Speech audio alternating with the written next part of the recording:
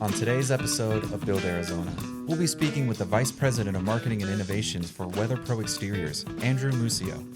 Andrew has an extensive history in the trades, working directly under Tommy Mello at A1 Garage Door. Andrew is going to answer a lot of questions that I have that trade business owners will experience in those growth hurdles from 5 million to 10 million and more. Stick around. All right. Thank you for joining me today. I'm excited to have you here. This is our 4-3 schedule. We were able to make this work here. But why don't you go ahead and introduce yourself and the company that you work for, and then we'll go from there. Yeah, awesome. Well, thanks for inviting me, first of all. I'm Andrew. I'm the VP of Marketing and Innovation at WeatherPro Exteriors, and we are a full-service remodeling, exterior remodeling company out of West Dallas, Wisconsin. Right on. Yeah, and so I've always found that interesting. So you guys are out of Wisconsin, but you're here in Arizona. How did you get here to Arizona?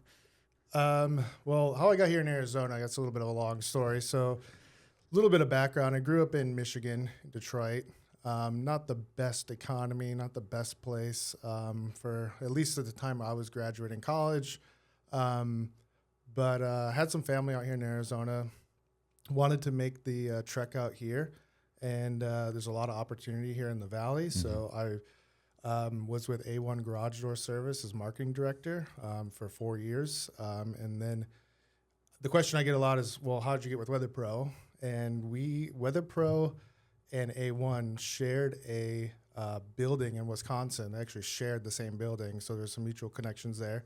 So as I was exiting A1, met the people at WeatherPro. It was a great fit, and here I am now. So the same building, so you just went from one office to the next? Yeah, they were downstairs, and we were upstairs. Now they're next door. So okay, gotcha. we acquired the building next door, and they're actually in a separate building now. But for a while, when I was doing my visits out there, they were downstairs. I was like, oh, hey, how's it going? And, you'd see a lot of the stuff that we built and their posters and all that stuff. So it was a little weird. And then upstairs was WeatherPro, but no, they're next door right now. Gotcha. Okay, cool. So yeah, that's a big name in the trades, A1. Obviously, Tommy Mello. A lot of people know who that is and follow him. A mutual connection of ours, or Adam Cronenberg, right, also worked at A1. Is that how you met Adam? Yeah. So Adam was COO. So I had a great working relationship with Adam. That's how we got connected, was Adam's cousin with Element Mist. Mm-hmm. And that's why we're here today. Yeah, absolutely. Yeah, that's fun how that works. So I have a list of questions here in front of me. I don't want to, if it goes off into any direction, if there's anything you want to talk about, I'm happy to shoot into those questions. But you are probably one of the more tenured guests. Most of our guests, I'd say the only other company in scale that we've had on that's similar to WeatherPro is Greenkeeper. They're a commercial landscaping company here in Arizona. We haven't had someone who has more of, that's the recurring trade, right? You guys are more of like typically one-off, right? So like a roof is typically a one-off job for a long time. Obviously you have roofing, siding, you do windows and doors as well, right? Do you do garage doors or? No garage doors. Okay. No.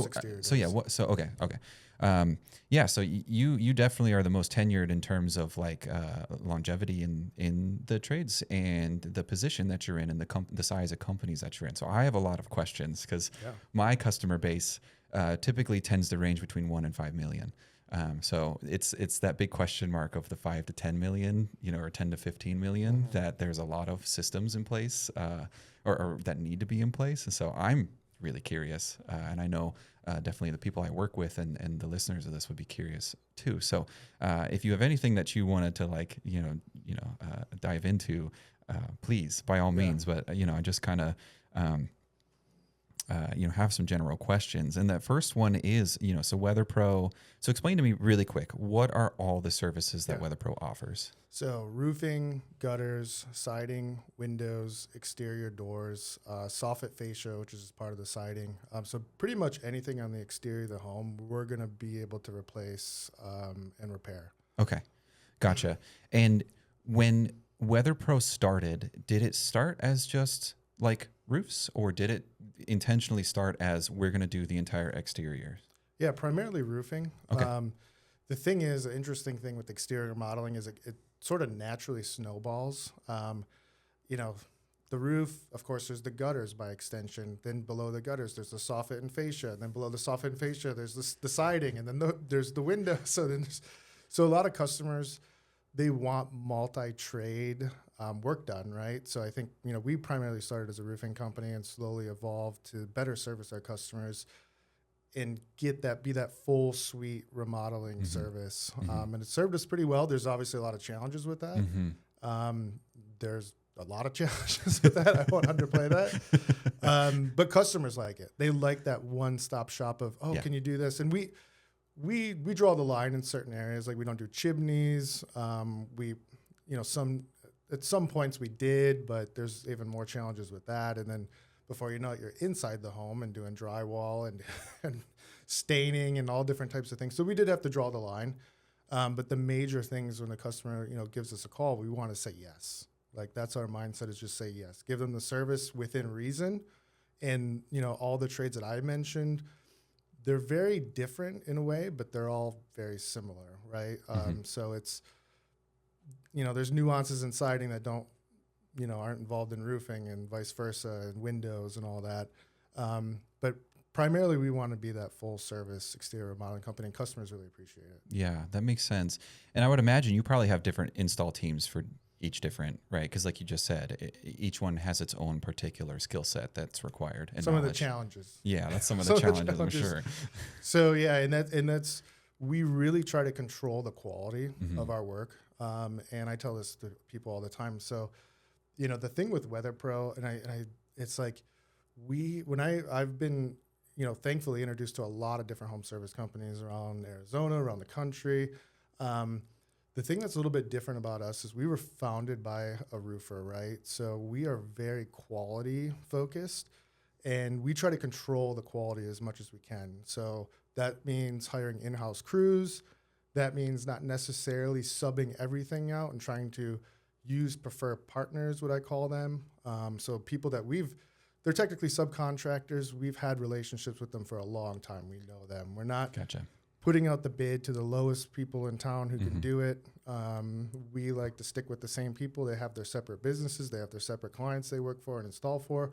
But we like to call them preferred partners and keep, work with them so we know what to expect and we control the quality and we have that relationship. Okay, so who then? So I'm curious the structure of your business then. So if you have subcontractors, which is very common, right, for installs. Nothing wrong with that either. No, there's nothing wrong with it either. Yeah. No, there are people that are fantastic at what they do, and they just like to keep their entity, and it makes it easy because then it's it's easy. You don't have to worry about W-2s. You don't have to worry about insurance. You don't have to worry about all that stuff. You just you're paid for the job, which is fantastic. And several of my clients work in that way. Some like Element Mist, right? They are owners and installers. And then I have other some construction companies that they have subcontractors, some roofing companies that have subcontractors. Who then exists as like a W-2 type employee under WeatherPro, and then where is that? Who exists as a subcontractor? So we have project managers. So we have who really they manage the whole project from start to finish. We do have in-house installers who are W-2. Okay. And that's really important to us too. And we really focus primarily on the window and door side. Those are our W-2s. Okay. The great thing about that is we have a training center. We can, like I said, we can control the quality. We find it really efficient on that side of the business. Where we do the more subcontracting is with the siding and the roofing aspects. Okay. And like I said, there's trade-offs to both. Sure. But as long as we, even for example, it's a good example I like to tell everyone. So we have a couple training centers in the office. They're awesome. So they're mock-up roofs. We have a mock-up side of a house, and we have our partners. So we have our vendors come in and they do trainings with us, and we invite our subcontractors there too, and to make sure that we're installing to the best quality. We're doing things exactly to spec, because what's really important to us is we're doing things the right way. So we can honor those highest warranties with our products, and those vendors trust us too, and and we're a preferred partner with them. Oh, that's fantastic. I didn't know that you had that training center. That's really impressive. It is cool. It's cool when you walk in and you see like 8 guys just hammering away, and then they spend the whole day building out a roof, and then the next day it's all gone and it's over again. But it's cool. It's really cool to see the trainings happen. Oh man, do you have any like photo or videos Definitely. of that? Yeah, Okay. we definitely have some videos. I would love to share. like if it's easily accessible, I'd love to cut some of that into this. Yeah, definitely. Because I'm really curious. Okay, so you have some W2, and you said that's particularly around windows and doors. Is that because windows and doors is higher margin, or it's more predictable, or? Yeah, I think it's just more. It's more predictable. Okay. The way that we install windows, so we're primarily a new construction window installer. Okay. So we're building out a whole new framing for it. So we're not just putting in a pocket window and kind of filling in the gaps of the existing hole. So it is just a little bit more predictable in the way that we do things, and being a primarily like new construction window company. That makes sense if it's new construction. Do you do like existing homes? New construction is just a window term. So that just means that you are essentially, every time you're installing a window, you're building a new opening. So you're not just trying to take an existing window and an existing hole and kind of fill in the gaps, because there's a lot of problems with that. What we do, because we plan to be around for a while, right? Some companies, hey, just volume, and I want to sell and exit my company and blah, blah, blah. We plan to be around, so we understand that we don't want to have problems 5 years, 10 years, 15 years down the road. So we prefer to do it the new construction way, which is just building out a brand new opening to fit perfectly with the new window. I wonder how that varies from the Midwest versus Arizona, because we don't have siding like the Midwest does, right? We have stucco. Right. So it's like if you couldn't really do that here, because you'd have to cut out, it'd be a stucco job. Right. Yeah, it's a whole different landscape out here with the stucco, tile roofing. Yeah. And I'm close to some roofing companies here, and it's just a completely different model. Yeah. It's interesting. Yeah. But yeah, stucco. We have a little bit of stucco in Wisconsin. There's some Spanish style homes are here and there in historic neighborhoods, but it's not very common. It's not common. Yeah. Okay. So then your other outfits, so you have siding, and that's typically subbed, and roofing is subbed? Yep. Okay. Yep. And I know the word sub is kind of a dirty word. I know. So there's nothing wrong with it. No, there's nothing. I like to use the term preferred partner. Preferred partner. Right. Yeah. Okay. So you have your preferred partners with those. And I'll explain too why. Sure. That's something we hear on phone calls all the time is like, well, do you subcontract? And the reason why is some companies don't do it right. So like I said, some companies, and it's that handoff experience. So there's a lot of anxiety. Oh, sure. It was part of your branding too. Right. You definitely, you definitely are a bigger player in the market. And so I actually am really glad that you said that. And you corrected me, because I'm going to now go to I'm gonna tell my clients, like, hey, we need to be calling them preferred partners, not subcontractors. Right. So they're vetted. They worked with us for years. We don't that's what customers think when they hear the word subcontract. It is a dirty word to them, at least what I hear. Well, and the word, like literally the etymology, like sub, just means less than or below, like literally. Right. Yeah. Good point. So that's cool. So you have preferred partners for those. Now, are windows and doors the most profitable sector in the business? Honestly, we're pretty even throughout. I think. Really? We're pretty even. We're really careful on our margin control. Honestly, sometimes the best margin jobs come out of those larger, multi-trade projects that have the siding, especially. Okay. So we're pretty even. We have a pretty even target for all trades. There's just, there are areas where there's more cost control, like, the W-2s with the window installers, but then vice versa, there's maybe something that's a liability. So they all at the end of the day kind of even out. Okay, cool.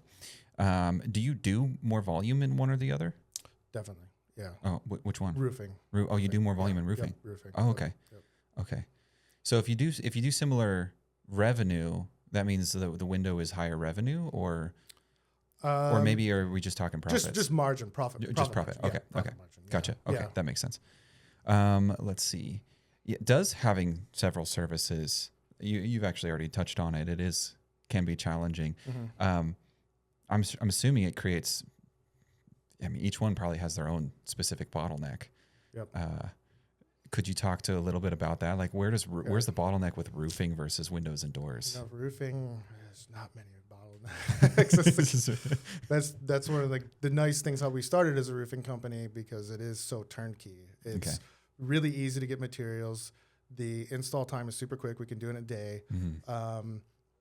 There's really the challenge is probably, you look at it from a business standpoint, is the competition. There's more competition from a marketing and sales standpoint in roofing versus our other trades, because other trades are harder. So that's probably the challenge in bottleneck in roofing, is just the competition. So probably on the sales side is being competitive with our pricing, our value proposition, making sure that's actually where our bottleneck is. It's not in the installation process, in the ordering, anything like that. It's probably in sales. In sales, There's a lot of competition. say lead Yeah, generation. lead generation, sales. Yeah. Okay. Okay. And then for windows and doors, I'm assuming because there's that added element of having supply.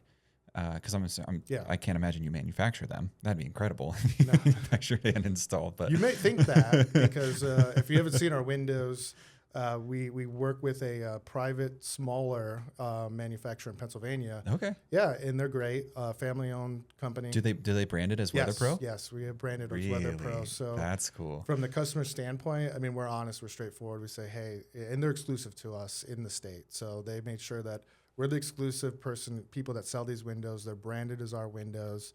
We have a very good relationship with them. And customers love that. I would say the hard thing with windows in particular is people are a little bit more brand conscious. They have some ideas of different brands when they call in, and trying to not necessarily just trying to overcome that and be like, hey, yep, we can definitely install that, but we'd love to show you our windows too. Would you be okay with that? And most times there's some who are very just, I want this model. I want Pella. Yeah, I want Anderson. Marvin. Yeah. Oh. This, and I want nothing else. And we unfortunately can't help that customer. But most people are open-minded, and we've done a lot to promote our in-house window brand. And So you don't install other windows? we do. Oh, okay. We prefer not to. We prefer to install our Sure. windows. You probably have. Do you have higher margin, or is it just more of a brand thing? Both. Both? Yeah, both. Okay. Yeah. That makes sense. Yeah. Next one here. Okay. So the preferred partners. Actually, you've already answered that question. I have on here, like, when did you switch from preferred partners to internal teams? Mm-hmm. But I'm assuming if you started as roofing, when you brought in windows and doors, you probably also started internal team at that time, or did you start with preferred partners and then eventually move to internal? Yeah.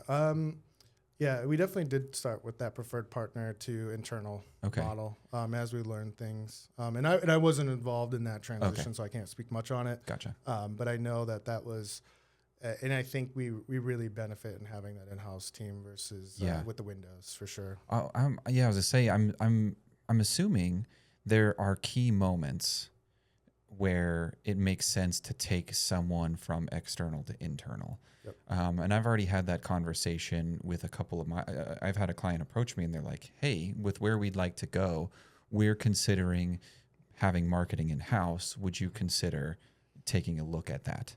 And so we've had some conversations, and at the moment it doesn't quite make sense, but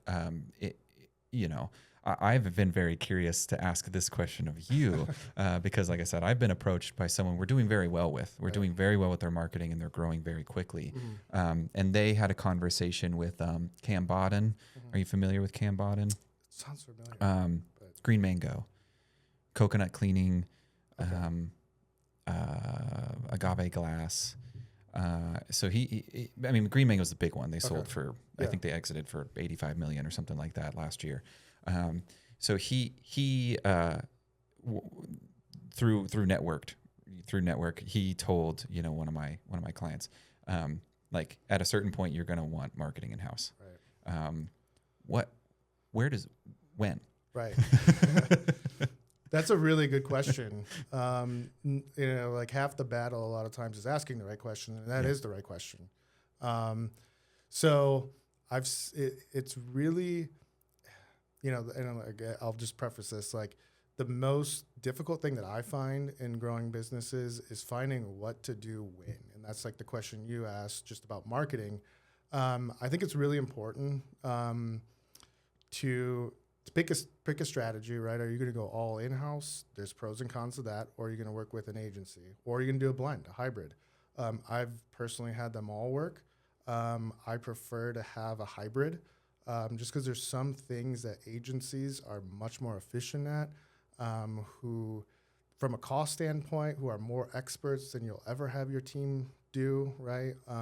But there's some things that I really like being internal. So it's a little bit of a blend, and knowing when to hit that switch. It's really a difficult question. I wish I could just say I could give you the answer. At 5 it's million. 8 million. Yeah, 5 million. At 8 million. It has to align with your goals, right? So where you want to go, that's really important. So understanding like where we want to be next year in our planning, where we're going to be this year in our planning, because I will say that the hybrid model though works the best, and that's what I stand by, because I've had nearly internal teams with large internal teams, but that works really well when you're multi-location, you're national, because you have those tasks that you can repeat and really specialize in. But even when we did have those complete in-house teams at A1, we still had people in our network that guided us. So I wouldn't necessarily call them agencies, but we definitely had help. Sure. Okay. What are some of those tasks that you prefer to have in-house? Definitely. I mean, one of the first in-house hires, I would say, for first you're probably going to need someone who actually manages the marketing. So your budget, your strategy. So you're going to need someone who's a marketing manager, even a coordinator. That's typically, what people start with. Outside of that, the second hire I would recommend is someone who is gathering content for you. So it's photography, videography, showing who you are. That's a huge advantage you'll have. I feel like still in this day and age, if you have someone who's consistently getting like it is marketers, it's the biggest pain point. I don't have any photos to show of this. I don't have any video to show of this. People want to see it. They want video. Yeah. And it's a struggle. So if you have someone in-house that can be your marketing coordinator, marketing manager that also has videography and photography skills, you don't want to run them too thin, but those are two core things. Someone to steer the budget, understand, maybe manage the relationship with the agency, and then someone who's also in-house, and it can be in any type of capacity, who gathers content for you, obviously passes it along to the agency so they can use it and utilize it, and same thing, all around. That's okay. I'm really glad you're saying that, because that's essentially what I would say I don't want to make it sound like I don't know what I'm doing. That's essentially what maybe I will. That's kind of what I've stumbled into. Yeah. And so what I'd say is I started with the typical agency model, build a website, do Google Ads, right? Where my clients continually ask for development is more content. And so, you see, obviously there's all these cameras around the room here. I have another one of these cameras, and I have a Steadicam that runs with it. And then I bring my camera that we were just taking headshots with beforehand. And now part of my offering is you get, a set amount of reels a month. And then you get these headshots that we put onto ads. And I'll speak to that in a minute because I have some questions for you. Yeah. And so we have the video, we have the headshots. We're running the social media content with social posts. So we're posting social media. We call it 311. So 3 helpful pieces of content, 1 testimonial, and then 1 actual offering. And so we run that twice a month. So it's 10 pieces of static content. And then it's typically 1 to 2 reels a week of actual video content, whether it's a cut down of an episode like this, or if it's actually going on site and following them around. And that has been our biggest ask, because of course, the base level agreement as an agency with any of my customers, base level agreement is leads. That's what everybody wants. So it's website leads, right? And then beyond leads, it's cool, we have the leads. And it's I've had this conversation with a couple of people. The challenge as an agency is after you've been gathering leads for somebody for 6 months, it becomes so normal that they're well, what else am I getting from you? And we're well, we're feeding you leads. This is what our agreement is, right? And so there's an ask to push ourselves, right? And actually this podcast is literally an extension of that request of how do we generate more content? Well, this is great, especially in the dead heat of the summer here in Phoenix. Like we can make, a couple months worth of content off of an hour conversation. Right. And so this is a natural extension of that. We can do it in nice lighting. We can do it, with quality microphones. We can do it with air conditioning. Right. So, And I'll say that is definitely an advantage that maybe you would be able to offer. Because when I say like in-house, I mean, the challenge of that is that, because I've hired videographers, a few of them, photographers, videographers, the challenge is finding them and finding enough work for them to be a full-time person, right? That's a challenge. So in an agency package, if you're like, there's a learning curve too, right? Yeah. So knowing how to get the shots, how to get the videos, how do the testimonials should look. Not every photographer, videographer you're going to find is going to know that right away. So there's a learning curve there too. So it's a little bit of disadvantage of it in-house, because I've seen both equations. I've seen people come in, they just run with it, they do great in-house, and I've seen the opposite, where it's like, oh, we want the shot maybe this way, not maybe, because there's a lot of artists, a lot of people. So it's like, it's commercial photography, it's commercial videography, commercial and it's not as yeah. fun for a lot of videographers and photographers, because they want to do an artsy shot. Yeah, they want to do an angle, they want to do this, and that doesn't always play well on an ad, right? Yeah. Sometimes the ad has the photo, the video, whatever it is. Yeah. It has to be very literal, high quality, literal, show what's going on. Show the actions, show some smiling faces, and get enough dead space in it so that you can put some text over it and put, put a phone number, and that's one of the benefits of, we found going into starting to offer that. So like I showed you that middle office that we have here, what used to be Critical Frame. Alex, fantastic at what he does. Like I said, he went back to school, and we hope he comes back. But we were very fortunate that he imparted a lot of this. He actually set up the lighting before he left, and so he imparted a lot of his wisdoms on us, which helped me go and start offering these services additionally to what we already did. And then because I know the ad formats that we're going to be using, the 9x16s, for socials versus like, what does it look like? Because we built their website. So where do we have the space on their hero to add their offerings or things like that? It's great, because now I'm behind the camera and I go, okay, well, let's get a lot of the sky in the shot, because that's where I'll put the text. And so we found that like right at this range between like 1 and 5 million, that is a sweet offering for us to be able to go out and be like, cool, I'm going to follow you around, I'm going to mic you up, I'm going to follow you for 4 hours, and we're going to get a bunch of content today, and then I'll take that back and I'll cut that down. Bam, we have 2 to 3 months of content now. And so we're really, really streamlined in that offering, and it's great because it pans out well seasonally, because we'll get 3 months worth of content on a day shoot. And so we can get an offering, we can get here's what it's like in summer, here's what it's like in fall, here's what it's like in winter, like for pest control, here's the bugs that are out right now. Or, with Element Mist, it's like, it's hot right now, so they're busy. So I'm actually on a shoot with them on Tuesday. Because they're training somebody, and Joel's going to be talking through it anyways. So it's like, here, put a microphone on you. Let me capture this. I always joke with those guys about their business, because I'm like, you kind of have to root for the hottest summer possible. And then you're going to be out there working as well. Like that's kind of a, like you don't want it to be good weather in our summer. You want 110 for weeks, and you'll start getting the phone calls. You'll get phone calls. So I always joke with those guys about that. Yeah. I was out with Adam from Blush Turf Cleaning the other day, and we were shooting, and it was hot, and he just pauses at one point and goes, "What are we doing, man?" I was like, I should be in air conditioning building websites. And I was like, yeah, I feel you, man. I'm going back to the office after this. You're right though. But yeah, they do. I mean, they're so busy right now. Sure. Installing misting Lots of your system. help too. Yeah. It's been fantastic. Actually, like I mentioned to you right before we hopped on here, they got a sale from somebody seeing our episode, which was really cool. That's amazing. Cool to see the reach happen in real time, and to help them. And they're fantastic. I really enjoy working with Element Mist, and they're unique in the way that like I have a roofing customer, and we've had this conversation where roofing is like one of those things where you're like, I have to do it. Like my roof is leaking, or it's going to leak, and it's just not a fun purchase. It's a lot of money, and it's not a fun purchase. And a misting system, you're like, I want this in my backyard, So it's it is kind of fun, yeah, it's a fun thing. Like you're excited to spend that money, and so their reviews are always, people are like, oh, I'm so excited to have this. I can have mine. But yeah, not to go too far on that tangent. They're great guys. So yeah, okay. So I mean, we've kind of talked to this a little bit, but let me ask this question in this way.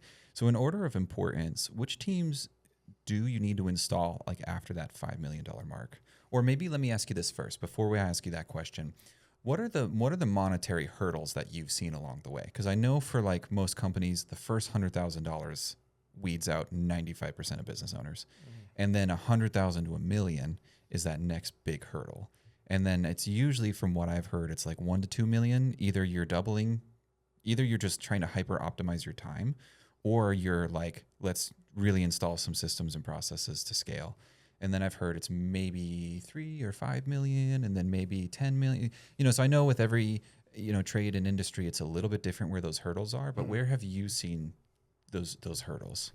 Say one thing, it almost is easier once you get bigger. Okay. Because you have more resources, right? And you can afford to hire more people. You have more time. You have more time, especially to think strategy, to actually manage, to lead. When you're in those smaller organizations, it's really difficult. And, most home service companies, just speaking from a home service standpoint, it's owner operator. It's one person, and then it's two, and it's three, and it snowballs. So honestly, a lot of I know people think when you're in the big business, it's difficult to get from 30 to 100, but I find it a lot easier than 5 to 10 or 10 to 15. Okay. To be honest. So it's really at the different levels, and I kind of agree what you say. Those levels are very real. And the 10 million, the 15, the 20, I think that 20 is where you really start to break loose and a lot of things open, even 15, and that's right about where we're at right now. It's really, that's the challenge. So when you're a beginning owning operator, it's how do I get an office manager? How do I get an installer? Like those are those key things.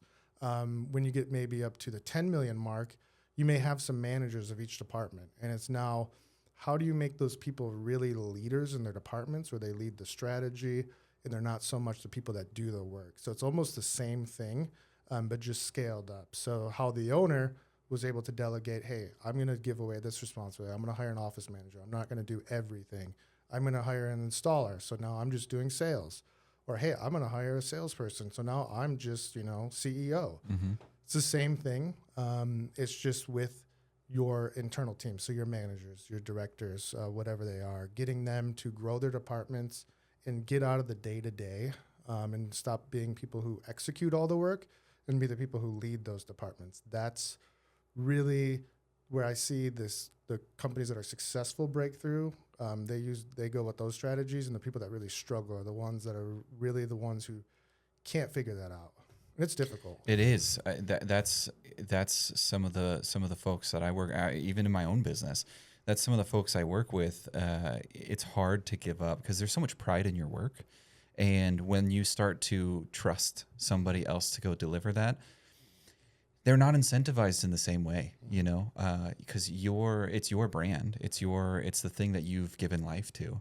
And then you're installing somebody to go do that. And I know a lot of guys talk about finding an A player. Like you find A players, you install them in the right places, and then you forget about it. But like you can step away from being owner of that responsibility inside the company. Right. And so, yeah, I guess so parlaying that into the next question. I guess it's going to be different for every business, and maybe let me approach it this way. Maybe let me ask this: when did you come in as VP? Did you start as VP of marketing? Did you get promoted through, or? So my pathway was a little unique because I came from a $100 million company that was nationwide, multiple states, multiple locations. I managed a team of 6, right? So we did most of the stuff in house. Where then going down to a company when I joined, we were about 7 million. Okay. One location. So, I was a director level at A1. That was the highest level outside of COO and CEO, which we had, Tommy and Adam. Mm-hmm.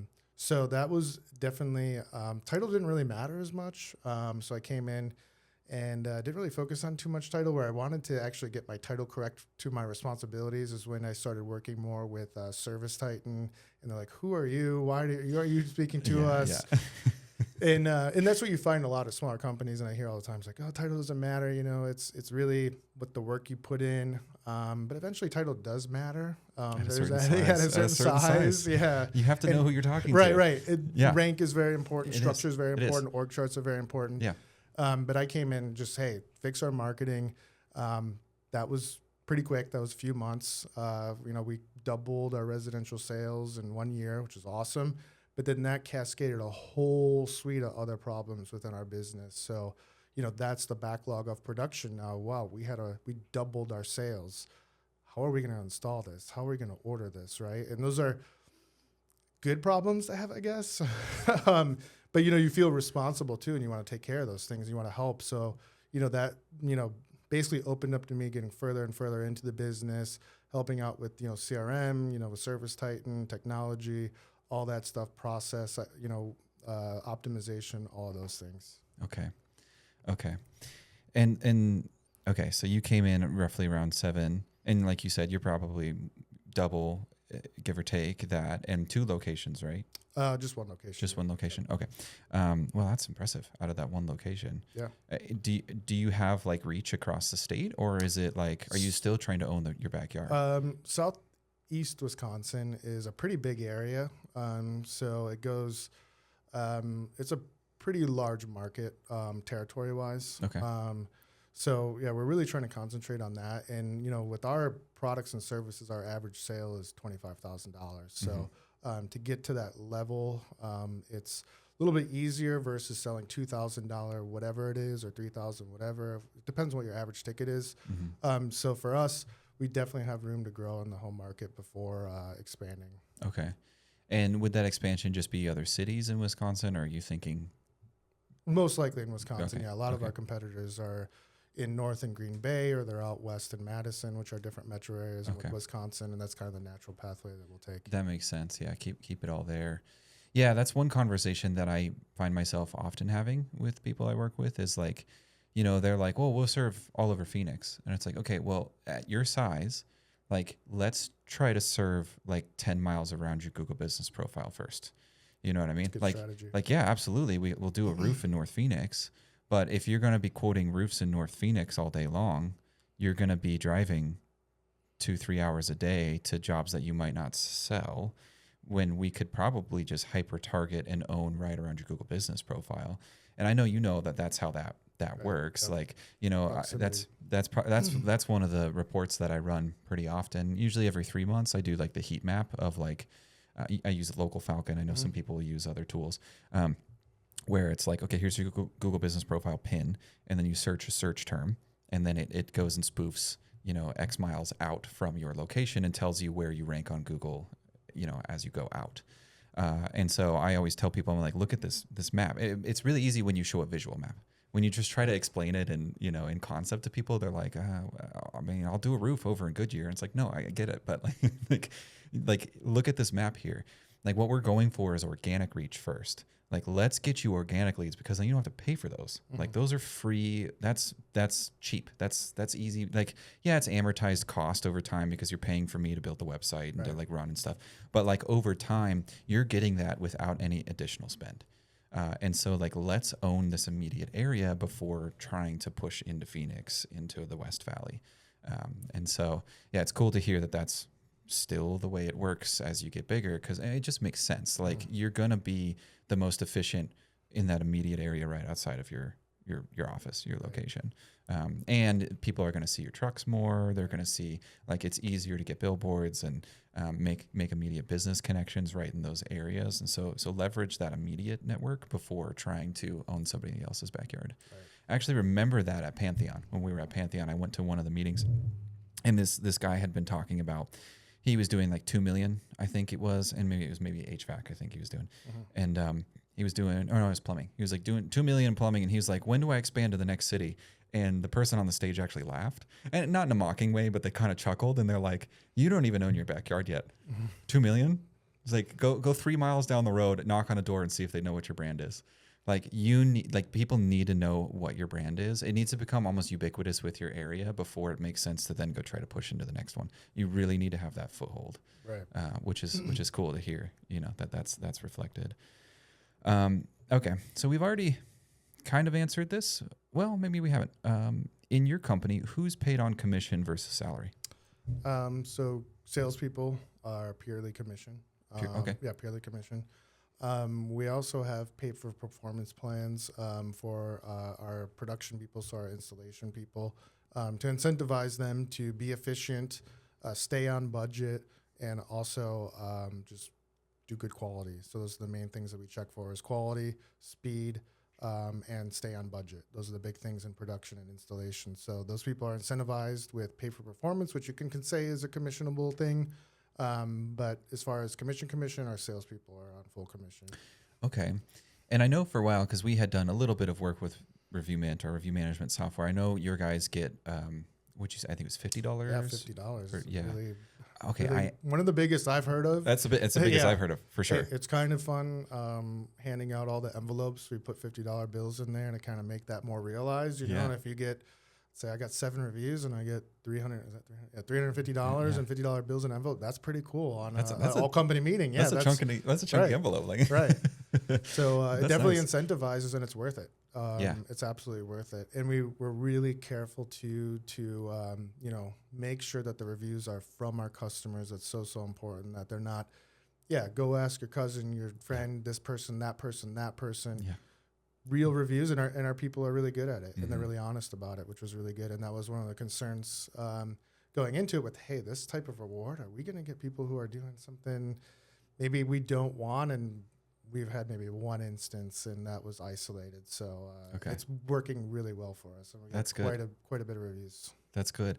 Actually, I do want to branch off into that, because I don't know if you'll have an answer or not, but because I don't. So as of this episode, it's what, June 5th or 6th or something like that, or early 5th. June. Yep. It's early June, 2026, right? Last month, early May, Google made some big sweeping changes. I know you're aware of them, or I would imagine you're aware of them, where they, in their words, right, it's to protect people. So what they've done is, they are not removing reviews, but demoting reviews that have names in them. And so they're not removing them from your profile. They're not taking them away or removing your star count.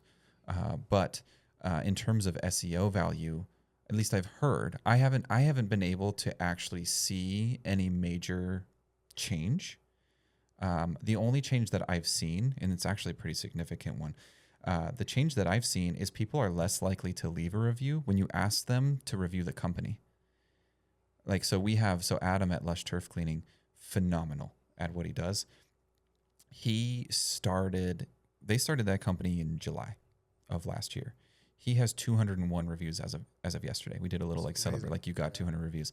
Fantastic. I mean, it's because he's incredible. Like he's like pressure washing people's like patio too. We're like, dude, they're not even paying for that. Like he just goes above and beyond, because he really cares about the company, and he's a really hard worker, and he's crushing it.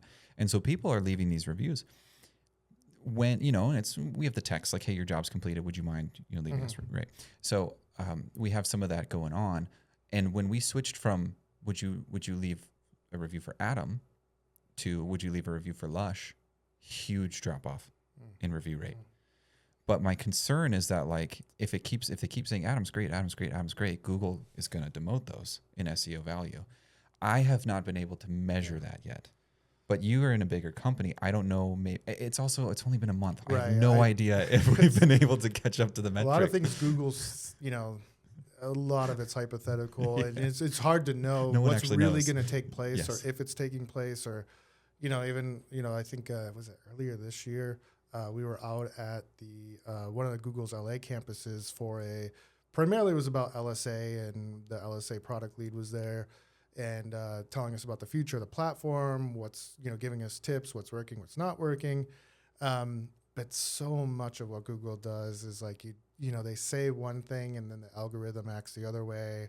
It's really hard until you see it yourself. Like you said, you're trying to see the effects. Yeah. Then we know, oh, wow, it is real. Yeah. But you want to be prepared for it. Yes. But yeah, that is, and you're totally right. Like, people would rather review the person, help them out, help their job out, let them know, and that's how we position it too, is like, when you're asking a review, of course you want to get a review of all the work we've done, but how did I do? And hey, it helps me out, helps my managers know that I'm doing a great job, that I'm giving you great service. So that is one of those ones that it's like, we'll see. Because there's certain things that Google has, said said that is coming down the pipeline, and then maybe it takes 5-7 years, and then you see a beta test of it, right? So it's hard to know exactly when those things will be. Yeah, I'll stay in touch with you on that one because the other thing that it does is like it makes you feel good, right. It makes you feel good when you get a good review of like, hey, this person helped my life because they did this service, and it's a nice feeling. And that's what I do too. If someone at a restaurant goes above and beyond, I want to call out, what's your name? Mm-hmm. I want to like recognize you first of all in the restaurant, right? And that's, sometimes the brand and their company, it doesn't have an identity as much as that individual who actually gave us that service. So we'll see where that one goes. Yeah. I remember there was and they are beta testing this. This was another one that was very troubling that, I heard about, maybe it was like 5-7 years ago, maybe even longer than that, where they were going to have, and they've had beta test this for different industries, on Google Business Profile, and it's still hard for me to say Google Business Profile, not GMB, GBP. Not Google My Business. Google Business Profile.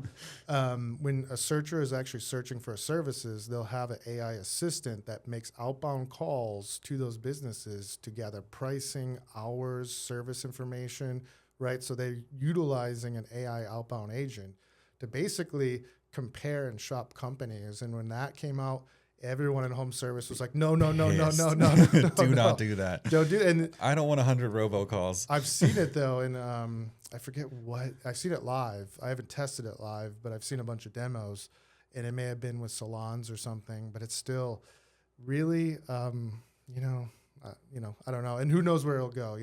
Google likes to test a lot of things. Yeah, certainly. My experience with that, both in my business and with other customers in their business, is nobody likes a robocall coming in, or when they call someone and it's like, hey, I'm a robotic assistant for so-and-so. Like, how can I help you? It's like, give me a human. Like, I don't want to talk to you. I saw that on your podcast, actually. You had really good advice. Yeah, and I actually implemented a little bit in our AI after hours agent, saying, hey, our families are home, spending time with their families.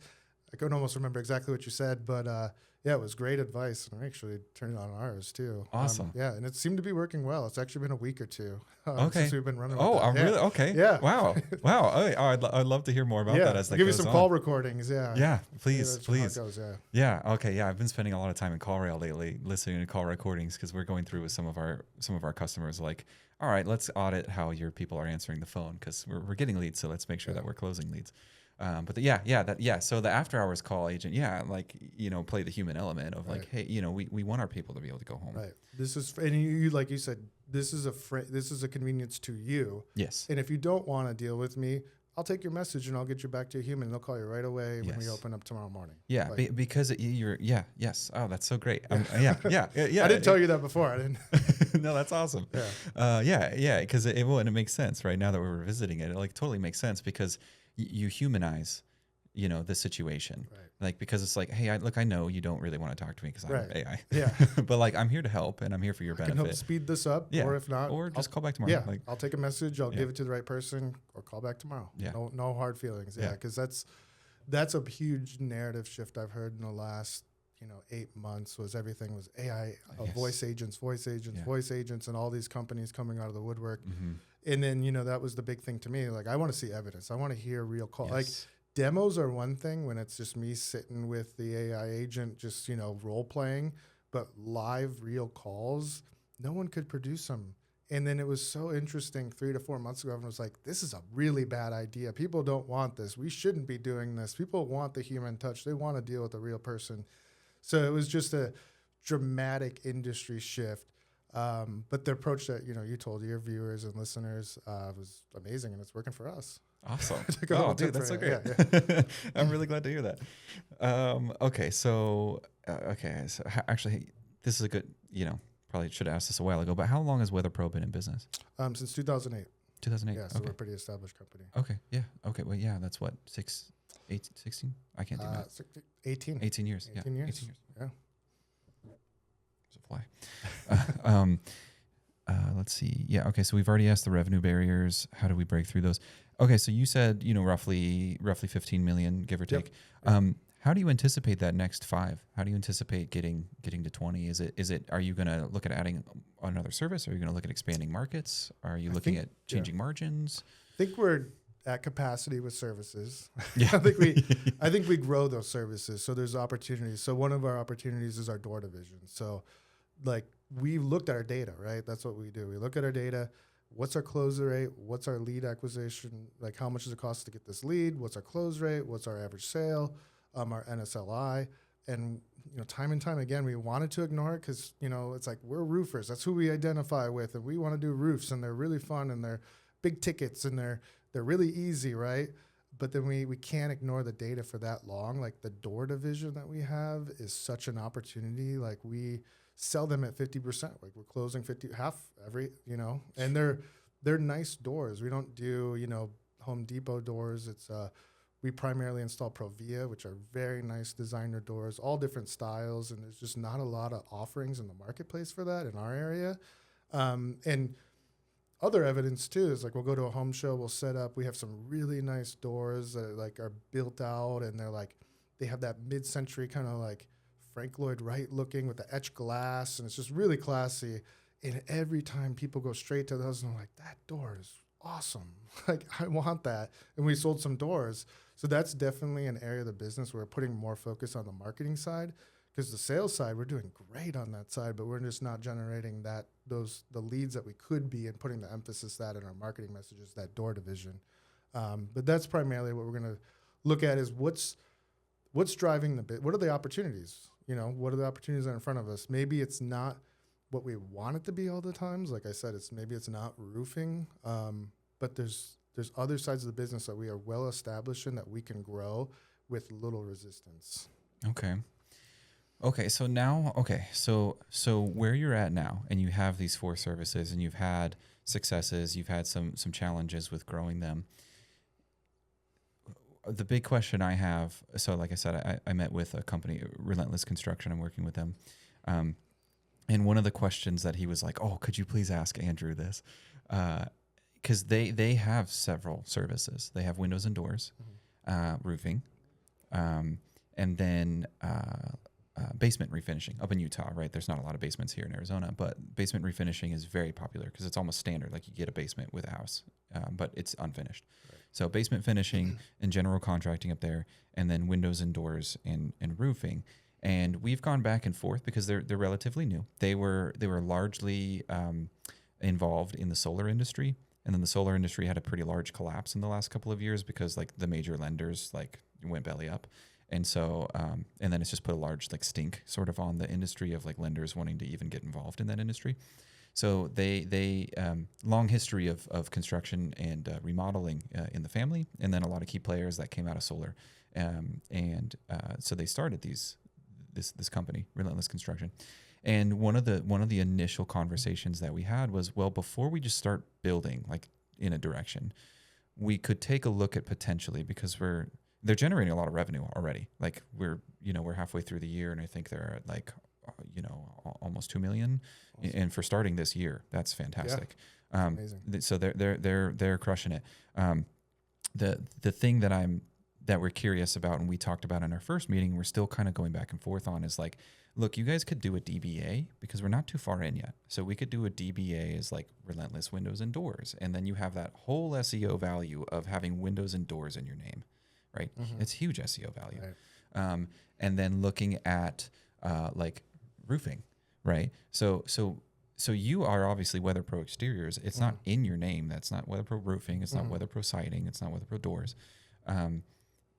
Would you change how you grew that? Obviously, you've been successful, so you can overcome any sort of headwind, but would you change that? Would you look at it differently and go, we do a separate DBA for these separate pieces? Or no, keep everything together. There's other pieces. There's other questions in there, which is like, do you want to sell a piece of the company? Do you want to exit the whole company? So there's some like strategic planning that has to go in there too. But let's just say from like a growth standpoint, Would you separate those pieces out, or would you house them together? Definitely from the get-go, I would love to separate those pieces out because, you're going to have those ranking advantages. You're going to have those very keyword-rich business names where we wish Google was more sophisticated, and maybe it will be one day, but it's keywords. If you have keywords in your business, you have an advantage from the get-go. Yeah. So, by splitting those up, you're going to have an advantage from the get-go. It's going to accelerate your growth from the start. Probably when you're 25, 50 million, you're probably like, oh, I wish it was just one. You know, it's so messy, or this and this. So it's just your viewpoint, but it will help you grow. It is it's a very simple idea, but the way that Google works, you have those keywords of your products in your business name. It's a path of way less resistance than rather if you were just construction or contractor or exteriors, right? Yeah. And then that's what helped out A1 too. I mean, A1 garage door service is the most searched high volume keyword. Just add A1. It really helped. Yeah. We've talked about dabbling into some trade companies as well, whether or not we partner with someone and we run their marketing and probably any sort of like office aspect of their business, and then they run operations, or even internally starting a trade company. We've talked about pool services and things like that here, and it's like, we know from the get-go, it's like pool cleaning would be in the name, or pool renovation, or pool whatever it would be, right? Would be in I know that as a marketer and SEO. It's like, and I get people all the time too. They're like, well, AI changes the game. And it's like, what do you think where do you think it's getting its information? Right. It's getting it from the same keywords that Google is. It's just a more sophisticated search engine. It's way more sophisticated, but it's still a search engine, and it still has to know what your website's about and what your business is about. Right. And unfortunately, a lot of our businesses aren't important enough to Google. So it's really that simple. You got the keyword in the business name, you're halfway there a lot of times. Yeah. Because we've gone back and forth on that, because we originally settled, because I was like, well, do you guys want to exit like a part of your business? Do you want to exit roofing and then keep windows and doors? And they're like, oh, well, we don't know.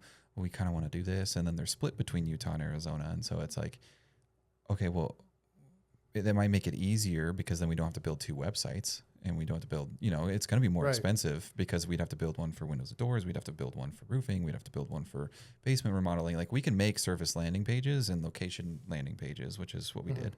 And they're getting plenty of traffic, but it's like, we're seeing a ton of traffic. We're seeing the leads are okay. Like, they could be better. And we do really well with, we have another a roofing partner here that they were actually the first episode, Colin from East Valley Roof and Repair. We're crushing it. They're averaging almost, they're like, I'd say maybe 1.25 leads a day, maybe more, from what we've been doing, and they're just growing, right? Lush is at, I just did the report last week. It was 74 leads last month, just from my avenues. I'm sure they're getting more leads otherwise, and we have a pretty conservative budget, and so but theirs is literally Lush turf cleaning.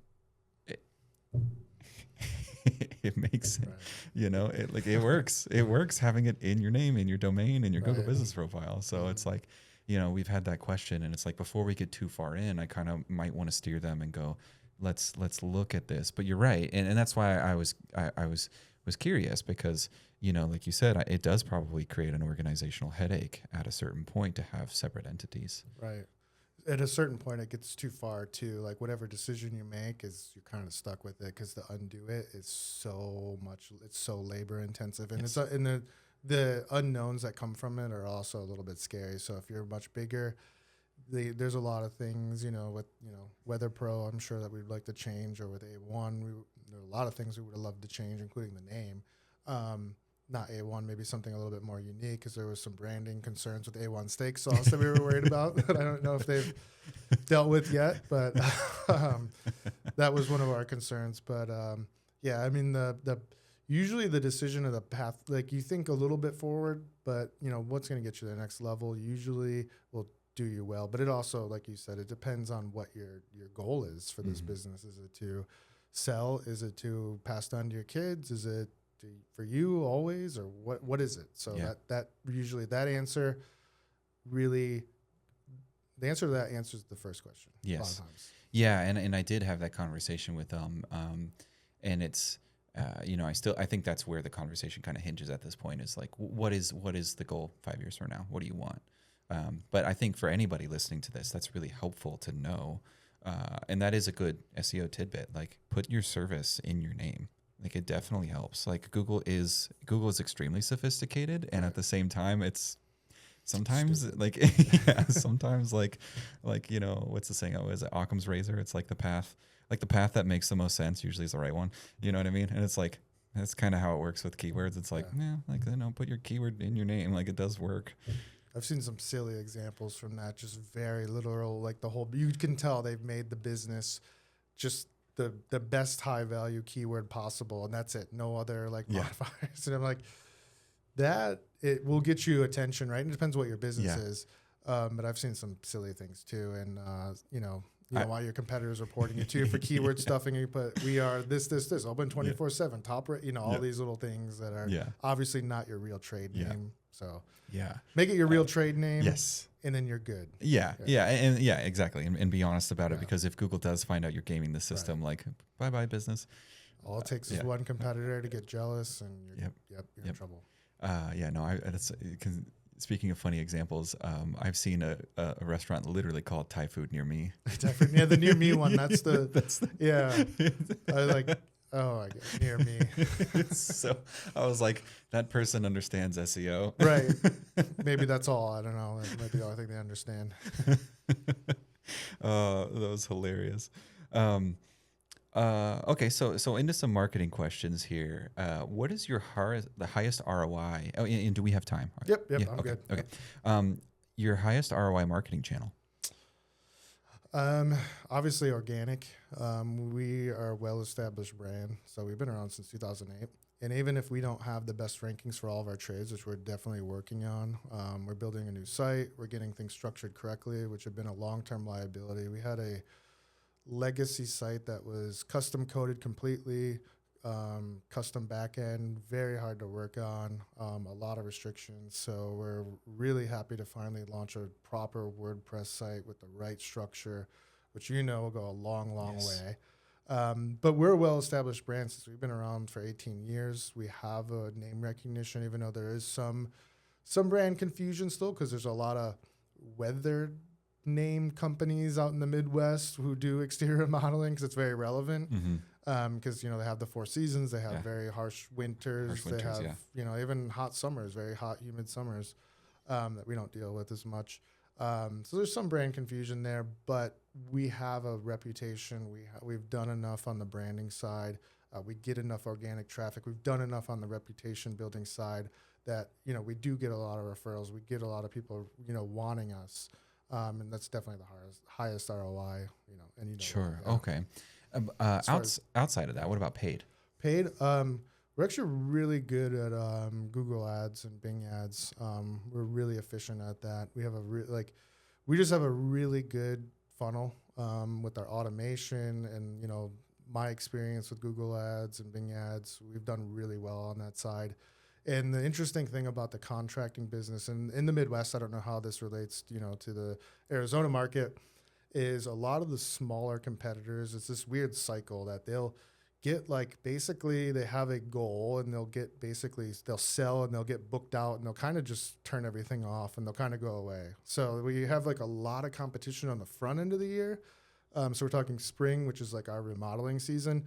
And they'll be satisfied with the 50 jobs they've sold. And they're like, oh, wow, I'm just marketing off. Yep. I'm going to install. I'm going to do, which they have to do, right? That's their reality. Yes. But for us, that's where we really, start to pick up momentum is, once those little guys go in hibernation mode, we get aggressive and we get a ton of leads and appointments that we run throughout the entire season. And even in the winter too, which was something that, we never really, a lot of the contract, no one wants these services in the winter, but we're running, up towards the 200 appointments in the middle of January. And because no one else is out there really. No, hopefully no one from Wisconsin is listening to this. It's Bill, Arizona, don't worry. We've seen more and more. But up to 4 years ago, 2 years ago, it's just like everyone's in hibernation mode. This is the time we take off and we take vacation, which is great if that's what you want to do. Yeah. But we're a larger company. We want to keep feeding the machine. Yes. So Yeah. sometimes those winter months have been, and they're not our all-time highest months, but they're sometimes have been really surprising. And we've had some really great months in January and February. Which the sales guys love too, because, you know, they don't want to sit around all winter. Yeah. And they're making their commissions and they're running appointments and they have opportunities. So they love it too. But that's a more reality to that Midwest market. Okay. No, that's great. That's great, because I know we experience it here, and I'm sure most trades across the country experience, like when Christmas comes around, everyone's spending money on goods. Yeah. Instead of services. So most trades dip. Christmas is tough. We dip November, too. December. Yeah, Everybody dips November, December. Yeah. But if you can pick right back up in January, Right. because most people, it's 2-3 months before they recover. Right. And there's different buyers too throughout the year that we see. Like, you know, in the early, let's say almost in late winter, there's like more serious research buyers who want to get a head start, because they also know if I want my window project, my siding project, or I'm doing a whole remodel, like if I want it done in summer where I can really enjoy it, or spring when I can really enjoy it, I can get my garden really nice, my home's looking beautiful, I actually need to buy it now. You know, so there are more sophisticated people out there who know. Not everyone knows that. You know, that's the big question is, well, how long does this take? And, you know, different trades take different amount of time. You know, there's different ordering lengths. There's a whole different, you know, timeline for all those trades. But the sophisticated buyers, a lot of times they'll know, you know, it's February. I need to get going. I want to have my house ready for spring, for summer. I don't want this to go into the end of fall, right? So we see a lot of those people early in the season too. Gotcha. Okay. Now, actually, there's two other questions that come off of that really well. So what marketing channels have you seen the most growth in recently? We have done a lot more social media recently, and we do get a good amount of leads. And social media is tough because it's a different stage of the funnel. So Google Ads very straightforward. Yes. It's very high Intent intent. to I want intent to that. purchase. They're searching. I want this, and then you say I have it. Yep. Call us. Fill out the form. Whereas social media is more of that, you know, TV play where you want to put out something really attractive that may find, there's targeting there. You may find someone who is ready to buy, but you're also trying to pick off interest and get them into your funnel. Yeah. So that's something we started a couple of years ago, actually, and we get a good amount of lead flow from it, and we do pick up some pretty sizable projects. It's just a little bit, I would say, like a roller coaster. Like sometimes we'll have a month and we'll run a good amount of appointments, 15, 20 appointments off those campaigns, and nothing will sell. And we'll be like, this isn't that good. Then the next month we'll run the same amount, and then we'll sell something for $150,000, and we're like, oh, the ROI is great on this. This is fantastic. So there's that, and I think it's just hitting those right people at the right time, and targeting goes a lot to it, but it's been something that, you know, it's all those little pieces that add up. Yeah. So that was a piece that added up and helped us out. As I say, it's a challenging channel. We've seen success in it. We're actually getting a ton of traffic for Element Mist right now because people are seeing it and they go, oh, I want that. You know what I mean? Yeah. And again, it's with Element Mist. It's like, it's one of those, you almost have to educate them a little bit beforehand before they're ready to buy. Right. And so they see it and they go, oh, I want that. Right. You know, and it's great to show visual content. So we're actually getting a ton of traffic for very inexpensive on Meta for Element Mist, which has been great. And I know for my business, like we're running Google Ads right now, and I'm probably going to blow $1,500 and get very little. It's expensive keywords for digital marketing. And it's challenging because we do B2B. So B2B, the type of marketing that you have to do is show proof. Right. Here's what we do. Here's how we do it. Here's the return you get. That's the type of marketing you have to do B2B. And it's really hard on Google because you only have 25 characters, you know, on the title, and then 140 characters like in the tagline. It's really hard to convey that. And then the search terms are extremely expensive. So we're working towards that using Meta, but we tell customers, we always start with Google because it's intent to purchase. Right. And then we always tell customers, like, when we start with Meta, go in with the expectation that we're doing the billboard effect, right? So people are seeing your brand and they're going to see it 7 or 8 times before they go, oh, it's okay, I should either follow this or I should make a purchase. So they've got to see it a lot beforehand. But I'm encouraged to hear that you're finding success in it, because we want to push more into that. And now that we have more offerings that produce content, that's the other hard part of Meta, is you've got to produce decent content. Especially, we have some customers that, like, we've produced a couple of things. I mean, this is rare, but we've had a couple of customers where we've produced some things and they're like, we don't like that. And it's like, whoa, like, look at your competitors. This is better than your competitors. And you don't like this. Like, so you have to deal with a little bit of that, like, everybody's a designer, hurdle. And we call it either everybody's a designer or designed by committee. It's like you send it to someone, they go, well, let me show everybody else in the company. You go, oh God, please don't, because everyone's going to have an opinion. And by the time it comes back, I have to redo it. And it's like, can we please just launch it and test it? So there's a little bit of challenge, and hurdle there, but it's encouraging to hear that you're seeing that success, because I've heard mixed results for home services. And I really think it has to do with, creative plays a huge role. And one thing, and I mentioned it earlier, and I'm going to bring it back up now, when I talked about one of the offerings that we do is the headshot, that will be on the thumbnail for both the podcast and YouTube video here for you. We found, and it actually parlays in our next question. Great. We found on Yelp that when we added a headshot to because you get like one square image for your ad on Yelp. When we added a headshot down to the bottom corner, bottom left or bottom right, doesn't really matter. We added a headshot, we doubled our conversion rate. Doubled overnight. And like literally, it's like the graph is like going up decently and then it's like doubles. And and it was actually feedback that I got from Yelp, believe it or not.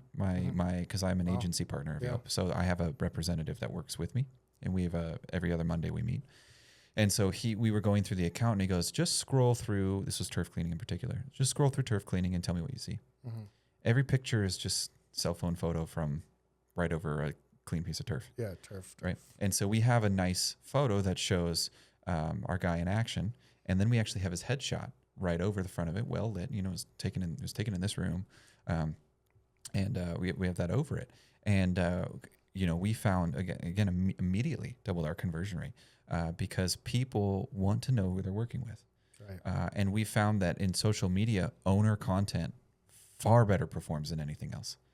Owner-driven content where it's like, hey, I'm the owner, or hey, I'm a significant face in the company, because people go, we're connection and emotion based in our purchase, and then we back it up with logic. Right? It's like, oh, I want to know who I'm working with. I want to feel good about who I'm hiring. Da da da da. And then once you hire and you have the sticker shock, or you have like the what is it called? Basically, like that regret after purchasing, where you're like, oh, look at all that money that just went out, or buyer's remorse. Buyer's remorse. So you have that buyer's remorse, and then you back it up with logic. Well, I needed the roof because otherwise it would leak, cause a whole bunch of damage. Or so we buy with emotion, then we back with logic. In home services, we've found you can hack into that emotion by showing the owner, because you are now putting your reputation into the market.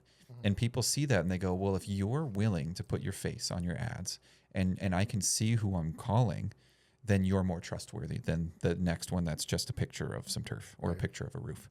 And so we've done this with roofing, East Valley Roof and Repair. We put Colin's face on there. We saw an increase. That's awesome. And so that it's now standard practice. It's like you come in here day one, you get all of your W-2 guys come in here and take photos. In fact, we had Great Western Pest Control in. And it was they have 12 guys.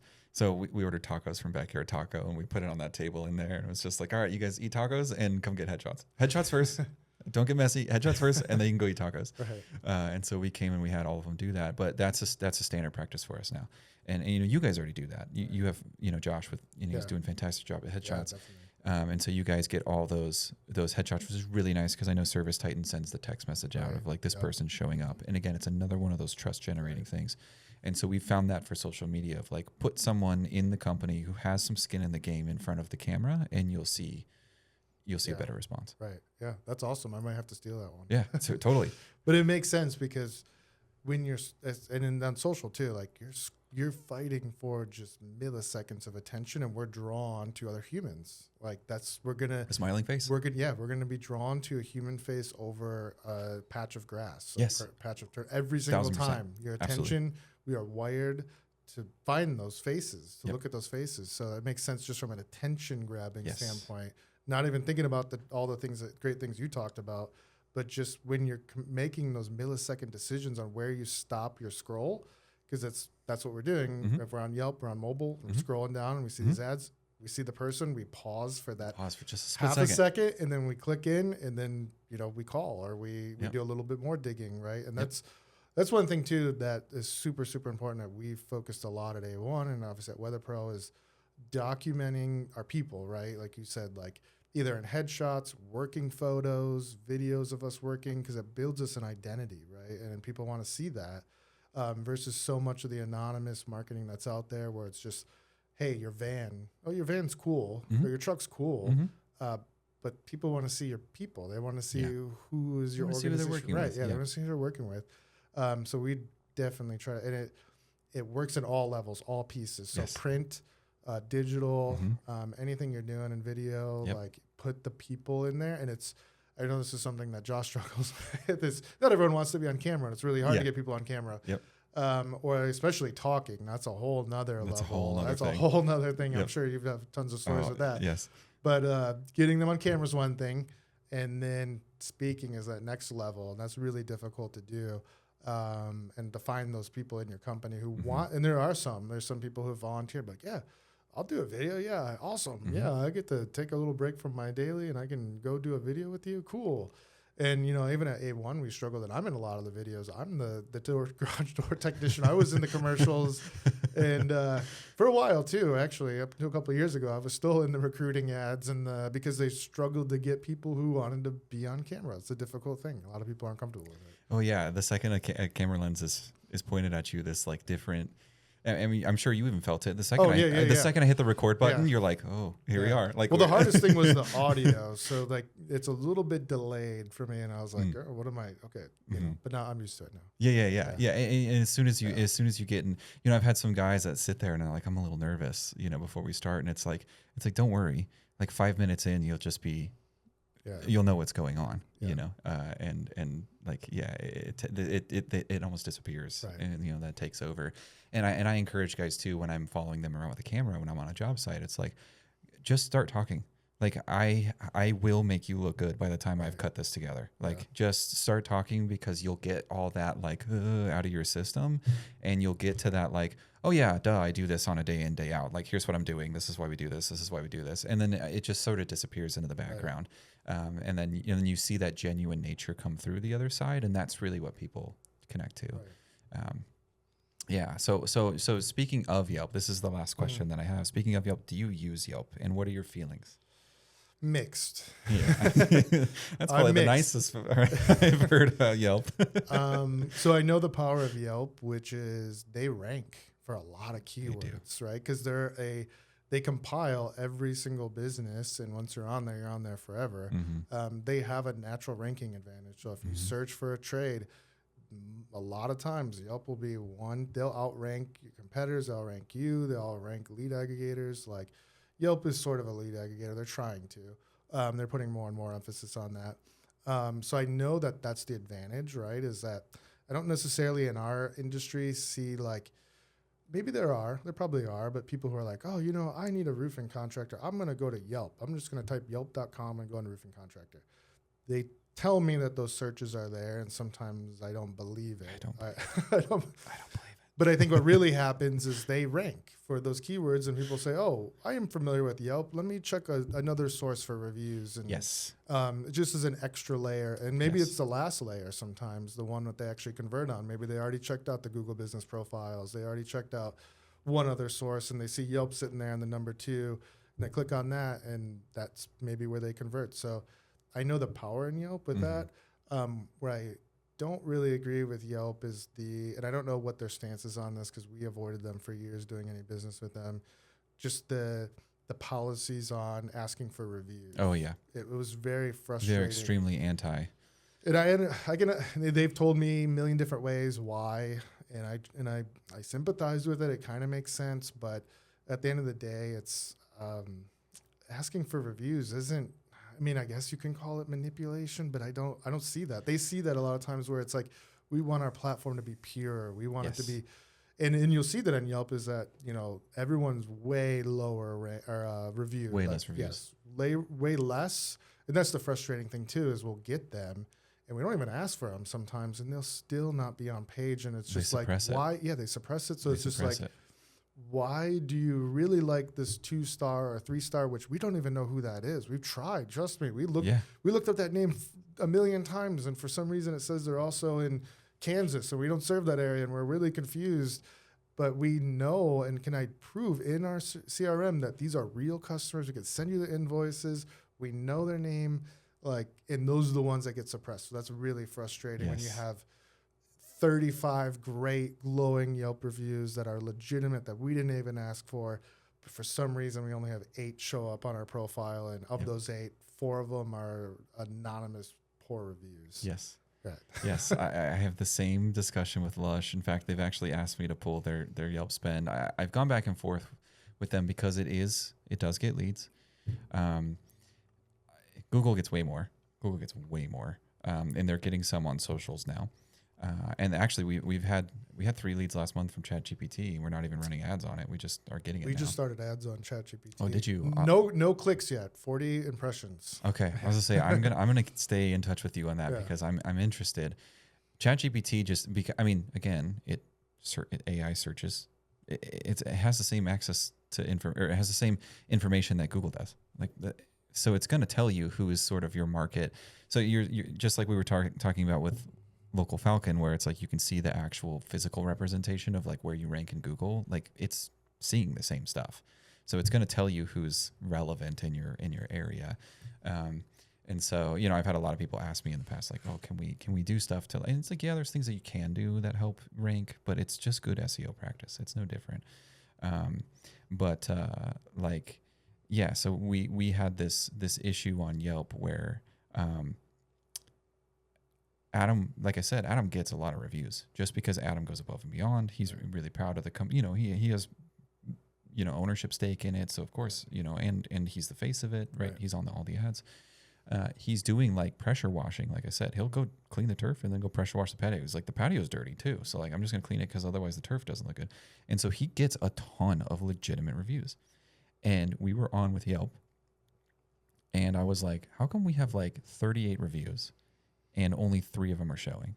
And they're like, is he asking for them? I'm like, no. I specifically have told, I did the Yelp agency thing. I'm certified as a Yelp partner. And I'm like, he does not ask. Right. Like, this is not our practice to ask for Yelp reviews. I was like, we text for Google, but it's like, leave a review to Lush. I was like, but Yelp's not on there. Like, we don't ask for Yelp reviews. Right. I'm like, he's getting Yelp reviews on his own. And they're like, well, I don't know. And I'm like, can I ask you a question, honestly? Sure. And they're like, well, yeah. I'm like, is it because he's getting reviews too quickly? And they go, yeah. And I'm like, does Yelp just not get that many reviews? And they go, yeah. And I was like, they most so you're punishing him because he's getting a review. He has a high review velocity, so he's getting punished for it. And I'm like, and then of course, and then he gets this one crazy lady who. She posted something on there. She said like they weren't communicating. This is actually a funny story. She was like, terrible communication. They didn't contact me, da da da da. And then Adam sends me a screenshot, takes a screenshot of the text conversation with her of like, hey, we'll call you. Somebody called yesterday. We'll call you tomorrow. Like I'll text you when I'm on my way. Sends me the whole thing. Sends me the call logs. They communicated with this lady. No problem, right? And he goes, send the screenshot. And so I'm like, we can't be petty. We have to have we have to have PR like response to it. And I go in there and I see a screenshot and I'm like, Adam, you can't do that. And then I look at it and in his conversation is in gray. So I'm like, she posted it. Oh, wow. And I look at it and I'm like, lady, you just proved that he's in conversation with you. I'm like, what? Are you kidding me? And so I literally laughed because I'm like, she left a 2-star review. And so it's impacted because they're only counting like 3 or 4 of his actual reviews. So they're at like 4.7 now because it's like, oh, you have 6 5-star reviews and 1 2-star review when he has like 40 something 5-star reviews on Yelp, but they suppress them. And Adam's like, he was so pissed off that happened. He was like, pull the ad spend. I don't care. I don't care. Just pull the ad spend. And I was like, what a poor practice Yelp is doing. Right. Like it's so...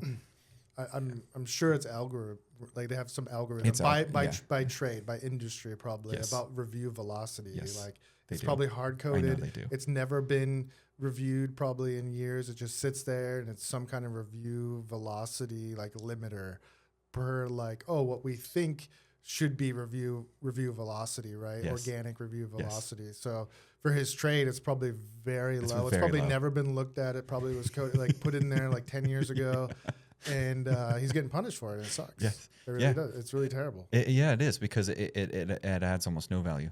Right. Because it's been suppressed. And it's frustrating. Right. It's frustrating. And I almost wonder too, like, you know, again, I'm a Yelp agency partner. Yelp does get leads. Like, and I do appreciate it for that. There's a part of me that wonders like what else Yelp is up to. And it's under that guise of like, oh, we have to keep this platform pure, that I'm like, what else do you do? Like, as I know you limit these reviews, Right. you know, like, I don't want to speak too poorly, but I do have a concern of like, are all the leads that come in legitimate as well? Because, you know, what my dashboard says is like, oh, we've gotten you 78 leads this month or 92 leads this month. And their then definitions are very, very different. Very different than. I'm like, a click is not a lead, man. Like a click is not a lead. Yeah, an like, impression's not a lead. Impression is not a lead. Because a conversion. yeah, there was one month they told me, yeah, it was like over 70. It was like 70 something. And I was like, dang, our budget is half on Yelp what we spend on Google. And we had more leads from Yelp. I was like, that's crazy. And so I actually went in and I qualified all of them on our forms and our call rail logs. And it was like a total of 8. Yeah. And I was like, oh, okay, now we're not even close to Google. Like, we're not even close. I had a rep tell me that they had more like in-platform searches that existed in Google. And I was like, no. Like, he gave me some number for our market that was so inflated. And he was like, I wouldn't lie to you. We're a publicly traded company. And I was, well, have you heard of Enron? Have you heard of like, no, that's not, you know, that was his. How can you have more than Google? You're right. You only show up on Google. I did the research. He gave me, I forget the number, but it was insane. It was crazy. And I was like, okay, let me go to Google Ads. Let me go to the keyword planner. Let me see like full market cap, like with all the long tail, everything. And you're saying that you do 25% more than what Google gets and is showing me. And that's where the conversation ended. And you know, I was like, I'll give you another shot. Because of course he came in, hey, we have this. We have this deal going on. Right. Double your ad spend, triple. We think you should be here. That every 2 weeks, dude. Yeah. So, you know, I you know, kind of got suckered into it. I was like, you know what? I'll give you one more shot. I'll double the ad spend. We'll see if anything comes from it. And of course it didn't. Reached back out to him. Never heard from that rep again. Yep. So, and then you get a new rep. I was say they cycle come out reps. of the woodwork. Yeah. I've already been cycled reps. Right. And I'm like, you guys, it's not even fun working with you. And then I had to go through, I had to do 3 hours of their like, are you a Yelp standard agency or whatever? And so I had to go through 3 hours of training one day, and they threatened to turn my account off if I didn't go. And I was like, so I did it. And I was like, my rep got on. He's like, oh, sorry, you had to do that. And I was like, that was a waste of my time. I'm going to be completely honest with you. That was a waste of my time. That could have been 15 minutes. That could have been an email. Right. Like, I get it. You've got to have me go through and you've got to have me click these modules because it's the only way you can track it. But 3 hours, man, like, I know it's not you. I know you didn't set it up, but dude, that was a waste of my time. Right. And it's a shame because it could be very valuable. They could do a lot hugely more. Valuable. That, you know, they should talk to people like us. Maybe they do. Maybe they don't. Maybe they'll listen to this, and then I'll probably lose my agency standing. But you must do 18 hours of re-education, Yelp re-education courses. Yeah. No, I mean, the frustrating part is we do see that for certain clients it does get a lot of leads. Maybe I shouldn't say frustrating. It is a good lead source. We want to spend more on it. Yeah, I wouldn't mind it. Yeah, exactly. There's no hesitation. If we can prove out the results, I will shift my budgets to Yelp. And that's what I told the rep. I said, he's like, what's your budget? I said, well, what can we get? I don't think I have a budget. Like if it keeps bringing in customers, I will funnel until it's capped. Right. Yeah. Like, and it hasn't worked like that. You know, we get those people, like you said, the leads come in, jobs get sold. I know where they rank. I know people, they get those page visits, but you know, it's really unfortunate that like we don't get as much out of it as like, I feel like they could actually get out of it too. So it feels like they're kind of limiting themselves.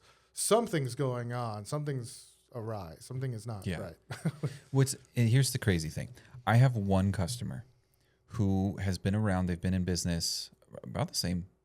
I think they've been in business 19 years. Windows and doors, not the Relentless Construction, different Imperial Windows. 19 years in business. They have 120 some odd reviews, 4.9 stars on Yelp. Great Yelp profile. They get about 2 leads a day from Yelp.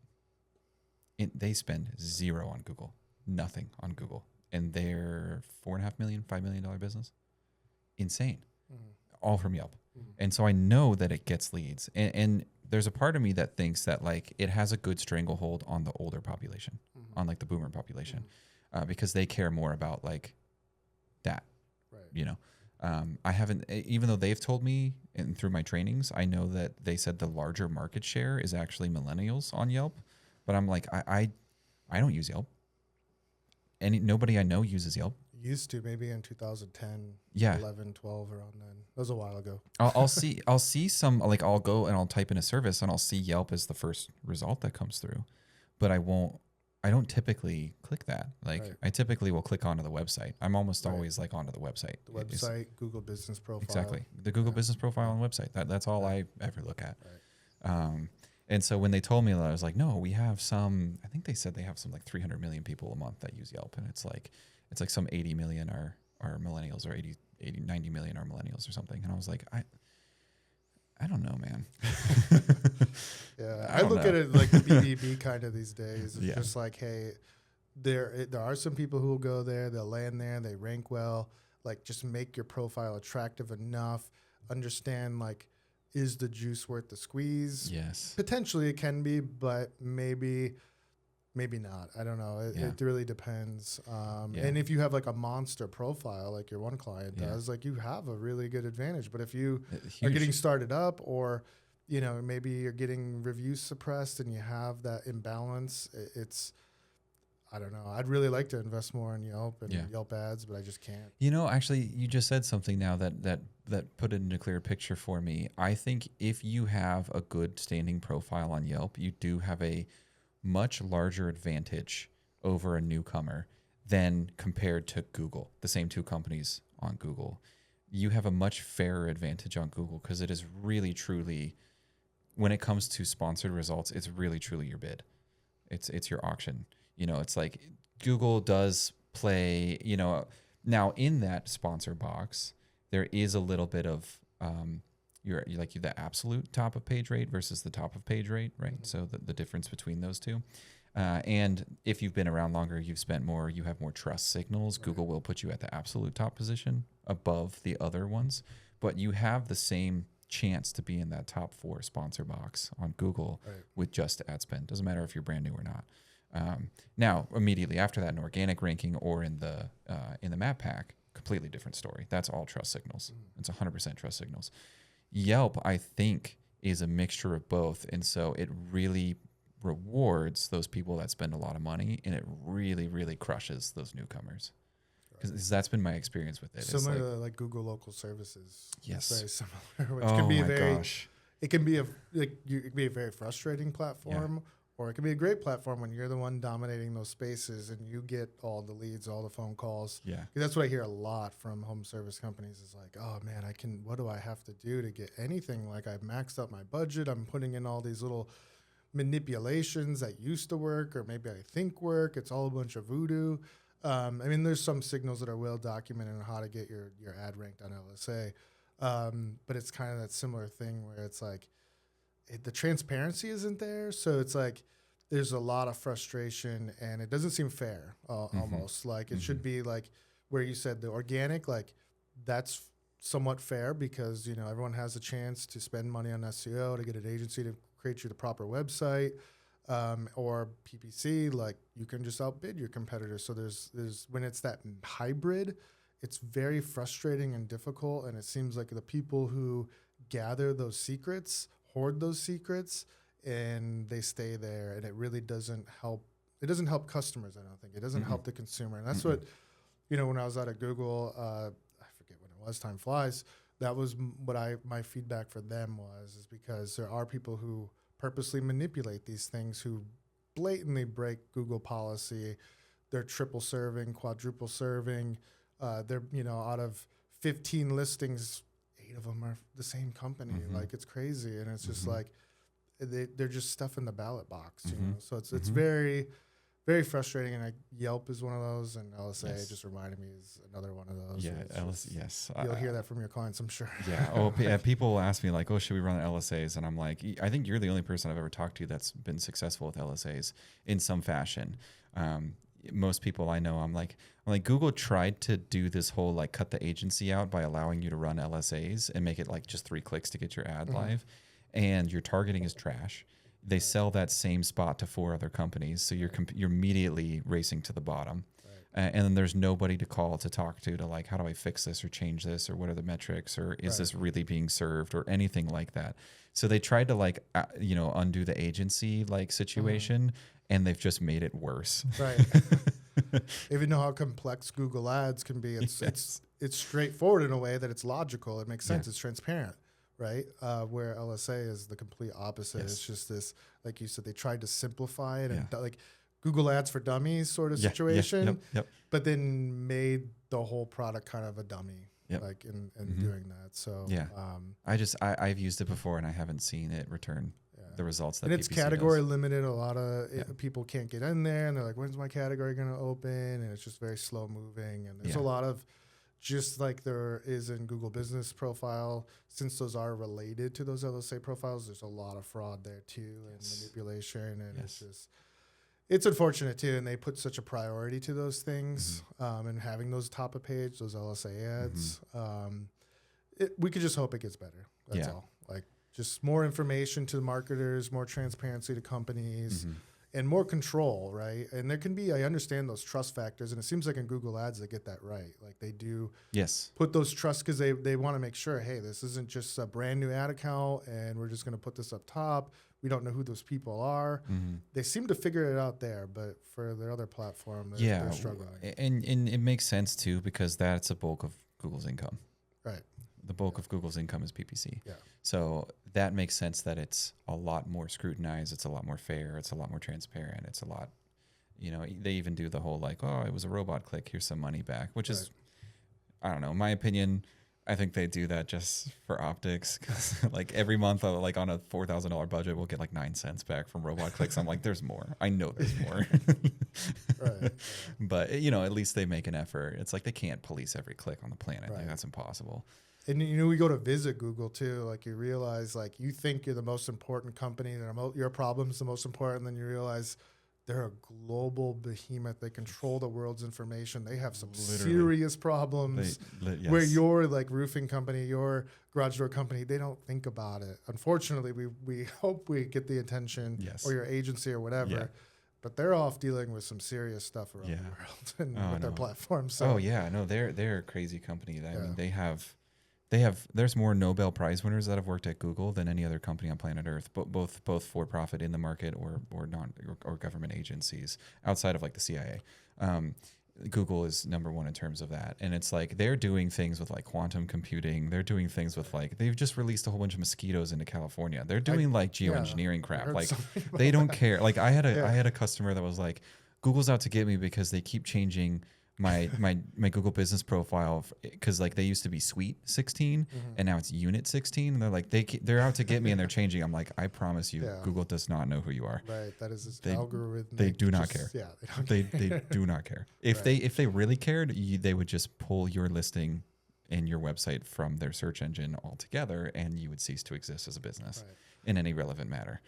I have seen progress though, so I don't want to just say. I mean, with the Google Business Profile, doing more video verification for the listings is great. Yes, I think there still is some spam issues and some stuff that really needs still to be attention on, but they have improved a lot. And I love the video, like, as good stewards of the industry, of agency, we should welcome more regulation in a way, because we don't want the bad players in the space, either in a marketing agency aspect or a home service company aspect. So those extra verification steps, while sometimes they're frustrating and bothersome, oh gosh, I got to get a video call and I got to make sure I have this, and this, and this, and this together to get my listing up, it's a good thing. And I made sure to give them that feedback too. I was like, thank you. We want more of that. Like, we want to weed out the bad companies. We want to weed out the agencies taking shortcuts and doing the things that are not savory. Because my way that I think about it is, if they're doing that on the front end, what else are they doing in the middle and the end? And I've known, just being in the industry for so long, a lot of those companies that take those shortcuts in the front end are the ones who really do some nefarious things. Like, not always, but there's a correlation. If they're willing to cut corners on those systems, they're probably willing to cut corners elsewhere. Right. That's a common, and I agree with you, because I have customers that I've gone through the whole gambit of, like, apply for a Google business profile and get approved pretty much immediately, all the way to, like, you have to be on a live FaceTime with one of the, Google support specialists that are going to ask you to open your truck and show you the tools and show you they're going to ask for a million things for them to approve it. And I've had customers that are really frustrated with that. And I'm like, think about it. Like, the more that people trust these Google business profiles and reviews, the more it's actually good for us to make sure that these things are legitimate, because we are serving trust to our customers. And in the home service business, when you're letting someone in your house or you're letting someone work on your house, and it's a significant investment of capital for homeowners, they better be able to trust you. And so it is a good thing. And very rarely do I, like, get into, like, any sort of arguments online. I don't really particularly care. I used to when I was younger, definitely. Like, early on in Facebook, would argue with people online. What's better, iPhone or Android? Yeah, but I haven't done that in years. But I did see an ad probably, it was maybe 4 or 5 months ago. I saw an ad where somebody was like, here's our tactic to, like, get your like map pack, like, bunching, like dominate your local market using our tactic. And I, like, watched the guy's video for a minute, and I was like, oh, he's just going to tell you to, like, use some empty real estate to make a Google business profile. And so I, like, literally commented on the ad, and I was like, hey, just so you know, like, I'm a professional marketer and I work with these industries. This guy's trying to sell you what we call a gray hat tactic, where, like, technically it's not illegal and technically it's not breaking any terms of service. But if you get found out that you're not legitimately at that location, I mean, it is actually bending a term of service. It's totally bending a term of service. I was like, you can probably put up a sign there and park your truck out front and take some photos. But I was like, if Google figures this out, they're going to remove it. It's going to damage your trust, and it's going to significantly negatively impact your business. And then the actual guy who ran the ad got in the comments and started arguing with me. It was like, well, if your competitors are going to do it, you should do it too. And I was like, what you're doing is you're telling people to pay you to set up their business in an unsavory way. So they might be 2 years down the road, and you might have been successful to that point until Google pulls that rug out from underneath them. Now they have all these people in their business that they're paying for their livelihood that are now going to significantly suffer, because your business is going to go under very quickly if Google catches on to what you're doing.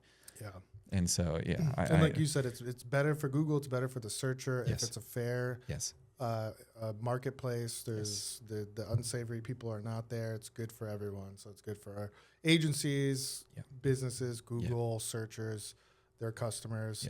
I mean, there's a whole industry that is, like, because of Google's shortfall on this side, that is there to spam fight. Like, there's agencies who will do just spam fighting. So they will identify the spam listings in your market, and they'll strategically go after one after another to clean up your marketplace, so you and your competitors have a fair place to compete. A fair chance. Like, so it's interesting to see, and it's kind of wild.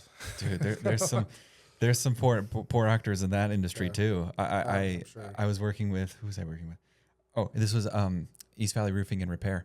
Yeah. It was over a matter of 48 hours, they got 20 one-star reviews. And it was either no text, or it was I went to this location and the location was dirty and the staff was rude. And I was like, this is so obviously spam. And they were, like, freaking out because they're like, oh, we're getting review bombed. And so I just, like, don't respond to it. All you got to do is you just go in and you mark it as spam. Mark it as spam. You do it, I'll do it. Everybody in the company just go mark that as spam real quick, so Google picks up on it. And Google removed all of them. And they're like, well, why does this happen? Why did somebody do that? Do you think it's a competitor?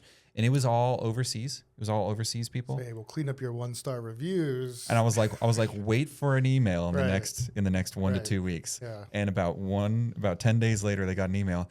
Hey, so we noticed that you got a bunch of negative reviews on your profile. Mind you, they had already been removed, so they were back up to 5 stars. So they was all completely removed. They're back up to 5 stars, and we get this email that's like, "Hey, we noticed you have a bunch of 1-star reviews that look like they could be false on your, for X amount of dollars, we'll run this service for you to remove this." And I was like, "There it is."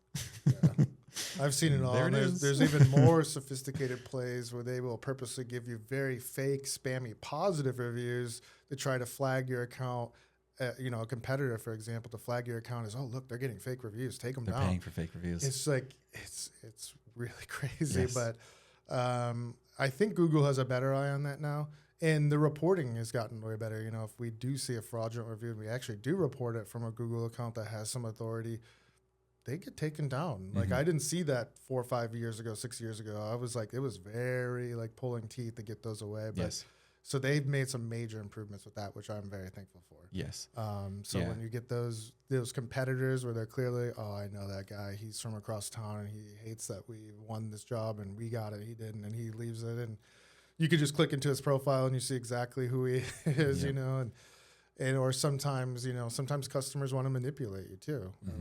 I've seen it all. Like there's a whole, but Google's gotten much better on that review reporting aspect, which is great. Yeah, and to speak to that just a second ago, we were talking about the integrity of that. Like I will give props to Yelp because that is what they're trying to do. Yeah, they're trying to keep the integrity of the platform so that you can trust what you read on there. Yeah. And so I do appreciate it for that aspect, and I do appreciate again that they are trying to be more lead centric now, and so that you can get some leads. Of course, I still have a bone to pick with them. Right. It's like it's $1 a day to have your logo on there, and it's like or $1 a month or whatever. It's like, are you $1 to not have your competitors on your by the time you've added every upgrade to your account, it's $90 a month. And so like they just take that right out of your ad spend. People hate that. Companies hate that. It just seems just so silly. Like they could make up that revenue somewhere else, right? Just have leads to provide and sell them. Provide leads. Yeah. Become more relevant. Best, right? Exactly. It's not the nickel and diming. It just has a bad taste. Oh yeah, I tell people I haven't met a customer that's excited about Yelp. In fact, I've met people that are vehemently like, I will never spend a dime on there. Right. And I tell people it really feels like it's an SEO mafia, where it's like they come to extort you, where it's like, oh, you want to have your profile not have competitor reviews on it and competitor ads on it? Well, that'll be $10. Shame you got a nice profile. Shame you got a nice profile. If something happened to your profile picture. Exactly. If your profile picture went down and instead it had your competitors, that'd be a shame. And it's like, really gonna play that way? Right. God, it's so. But there is such a need too for that. So the safeguarding of the customers, people, consumers. Yeah. So that's my thing with the BBB too, is that their mission is noble, they're well established, but some of their practices maybe aren't the best. You got to pay to be on there, right? It's the same type of thing. So it's a hard balance. So I give them credit where credit's due. They're trying to I think they have the right mindset. Yeah, they could just pull back a little bit and balance that. You find that happy medium, then everyone will be happy. Yeah, that would be my feedback. Would be we'll all increase our Yelp budgets by 5. Yes. Fold. Cool. Well, I mean, believe it or not, it's been an hour 45. It's pretty easy to eat through time on this. But I want to just make sure, is there anything that you want to talk about? Is there any questions you have? You want to go off onto a tangent? I got plenty of time, so I'm happy to. No, nothing specific. I just want to thank you for having me on. And it's amazing to see your agency and how it's grown, and the terrific work that you do, and for people that I know and that I trust. So it's awesome to be here, talk to you, and hopefully someone gets something useful out of this outside of our skepticism for you. But yeah, it's just awesome to be here. I'm just happy to be here and talk. Cool. Thanks, man. I really appreciate it. And I really appreciate you making it out here to do this. That means a lot to me. And you've been really critical for me because, like I said, early on with Element Mist, they were kind of my first trade company that I worked with. I mean, I worked with some building websites and stuff, but they were my first one that brought me on as like marketing. And so you've been invaluable in terms of dispensing wisdom and insight into how some of these systems work and the best practices that we should use. And so I owe a lot of my success, at least in the tools that we use to some of the wisdoms that you've passed off on me. So in return, thank you very much. Yeah, appreciate that. Yeah. Yeah, I remember they told me, "Hey, really vet this guy, really." And I've worked with so many agencies and so many people that it's just like I could tell right away. And I was like, "This guy's good. Go with this guy. Work with him." Like, Thanks. because I was helping him out for a while, and I was like, "Dude, I just cannot help you Yeah, guys the yeah. way that you deserve. Like, you need the focus. You guys are a great business. I can give you just a fraction of my time, but it's not enough. You need to work with someone who knows what they're doing, who's trustworthy." And I think we had a couple conversations, gave you the green light right away. And I know you're doing an amazing job with them, and they're super happy. So it's awesome. So Thanks, man. yeah. I appreciate that. Well, yeah. Again, thank you for your time. And I'm sure we'll probably catch up over lunch again soon. But I would love to. Taco or something. Oh, absolutely. And I'd love to, maybe in a few months check in and see how some of these things that we talked about, your marketing on ChatGPT. I'd love to see how that's going. And then see if we can make heads or tails of if Google actually did any of these changes to reviews, and just continue to touch base, because again, you're this wonderful wealth of information, great connections in the industry. I know a lot of my customers will really enjoy this conversation, because like I said, you're at that next stage that they're all trying to get to.